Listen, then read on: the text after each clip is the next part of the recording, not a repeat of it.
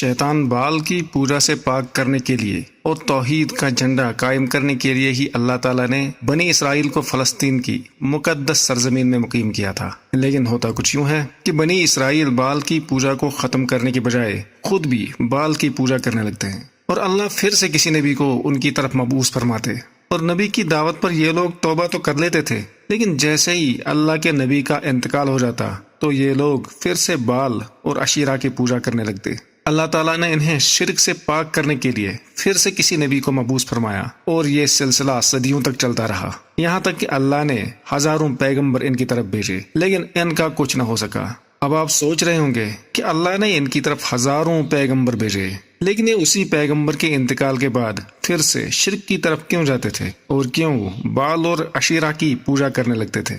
جہاں تک مجھے سمجھ آتا ہے، میں اس کا مختصر خلاصہ آپ کے سامنے پیش کرتا ہوں۔ اس بات کی وضاحت کرنا اس لیے بھی یہاں پر ضروری بنتا ہے کہ آج کے دور میں بھی مسلمانوں کے ہو بہو ایسے ہی حالات ہیں اور بالکل ایسے ہی معاملات ہیں جیسے اس دور میں بنی اسرائیل کے ہوا کرتے تھے۔ فلسطین کی پاک سرزمین پر جب بنی اسرائیل آباد ہوئے تھے، یہ لوگ ہجرت کر کے یہاں آباد ہوئے تھے۔ ان کے پاس کچھ بھی نہ تھا، ان کے پاس نہ کوئی سلطنت تھی، نہ قلعے تھے، نہ کوئی بڑی بڑی اونچی عمارتیں تھیں، جبکہ ان کے ارد گرد میزوپوٹیمیا، ایجپٹ اور ایسی بہت ساری عظیم تہذیبیں تھیں جن کے پاس بڑی بڑی سلطنتیں، اونچی اونچی عمارتیں اور بڑی بڑی ڈیولپڈ سٹیز تھی، جہاں سے انٹرنیشنل ٹریڈ کو کنٹرول کیا جاتا تھا۔ ان سبھی قوموں کو دیکھ کر بنی اسرائیل احساس کمتری یعنی انفیریارٹی کمپلیکس کا شکار ہو جاتے تھے۔ جب بنی اسرائیل کے دلوں میں یہ بات بیٹھ گئی کہ یہ ساری تہذیبیں دنیا کے ہر شعبے میں ہم سے بہتر ہیں، تو انہوں نے ان تہذیبوں سے گھلنے ملنے کا آغاز کیا۔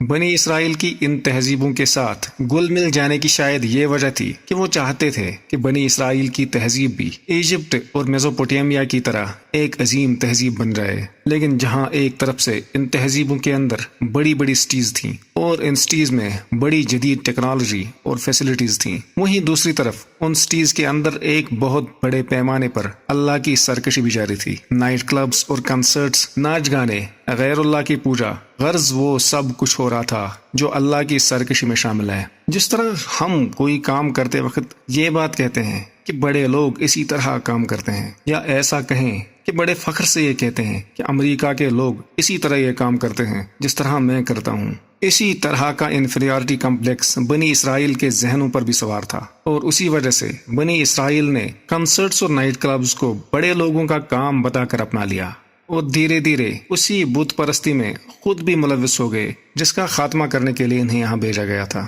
اور یہ بت پرستی ان کے خون کے اندر ایسی بسی کہ یہ اسی بال اور اسی عشیرہ کی پوجا کرنے لگے جس کا خاتمہ کرنے کے لیے انہیں اس ارض مقدس میں بسایا گیا تھا۔ اور اتنا ہی نہیں بلکہ اس بال کے ڈیفنس میں انہوں نے بہت سارے انبیاء کو شہید بھی کیا اور اللہ کے غضب کا شکار ہو گئے۔ اس ویڈیو کو لائک اور شیئر کریں اور ہمارے پیج کو فالو کریں۔ ہم انشاءاللہ ایسی مزید ویڈیوز اپلوڈ کرتے رہیں گے۔ اللہ حافظ۔